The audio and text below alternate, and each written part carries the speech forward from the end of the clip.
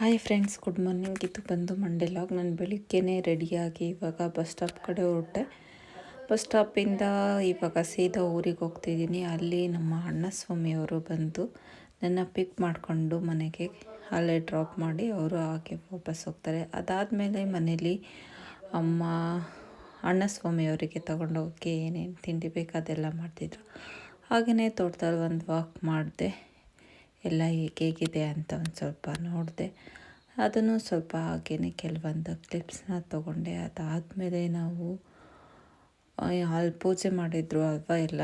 ಇವಾಗ ಶಬರಿಮಲೆಗೆ ಹೋಗೋಕ್ಕೆ ಅಲ್ಲೇ ಊಟ ಮತ್ತು ಪೂಜೆಗೆಲ್ಲ ರೆಡಿ ಮಾಡಿದರು. ಅಲ್ಲೋಗಿ ಊಟ ಮಾಡಿಕೊಂಡು ನಾನು, ಅಮ್ಮ, ಆಂಟಿ, ಅಪ್ಪ ಎಲ್ಲ ಮನೆಗೆ ಬಂದ್ವಿ. ಮನೆಗೆ ಬಂದು ಸ್ವಲ್ಪ